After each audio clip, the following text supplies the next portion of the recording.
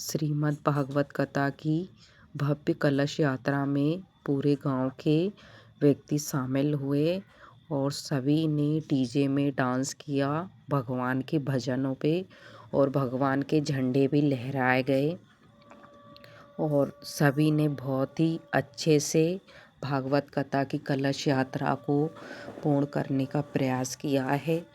और यहाँ बच्चे सभी वीडियो बना रहे हैं, कोई डांस कर रहा है। इतना सुहाना पल किसी की लाइफ में आना किसी सपने से और किसी वरदान से कम नहीं है। भगवान ऐसी कृपा हमेशा बनाए रखे हमारे गांव, हमारे सभी ग्रामवासी, सभी भक्तजन पे, क्योंकि कुछ ना हो लेकिन ईश्वर धरती पर हैं और ये अगर कोई नहीं भी मानता है तो उन्हें मानना चाहिए। अगर ईश्वर धरती पर नहीं होते तो शायद कुछ भी नहीं होता। और इसका जीता जागता उदाहरण श्रीमद् भागवत कथा है। और श्रीमद् भागवत कथा मोक्षदायिनी एक ग्रंथ है और इस ग्रंथ को हर किसी को सुनना चाहिए और इन्हीं के आधार पे अपने जीवन को जीना चाहिए।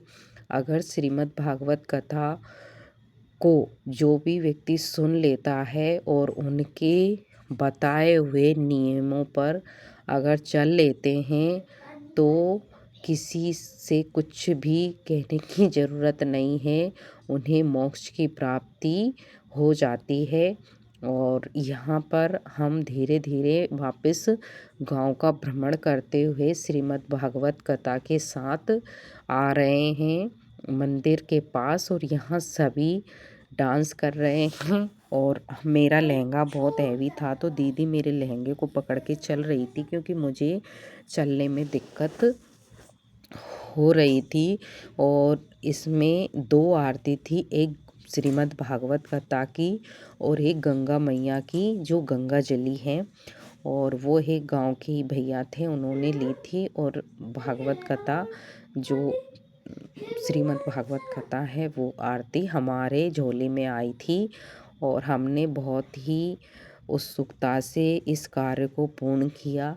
ये हमारे परिवार में भैयाओं की लड़कियां नाच रही हैं, इन्होंने बहुत अच्छे से डांस किया। सभी आज बहुत ज़्यादा खुश हैं क्योंकि इतना अच्छा मौका हर किसी को नहीं मिलता है। हम आ गए मंदिर और यहाँ मंदिर में आकर वीडियो बनाई केशव ने।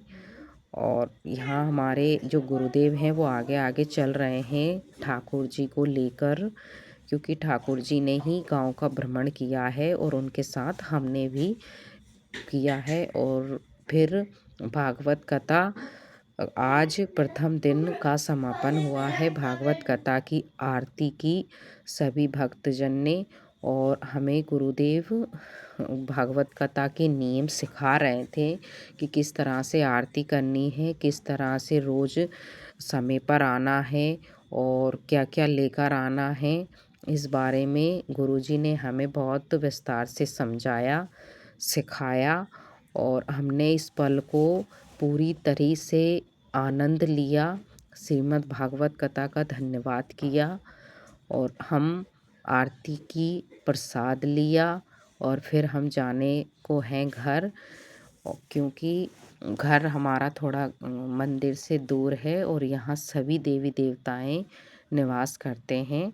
राधे राधे, नमस्कार।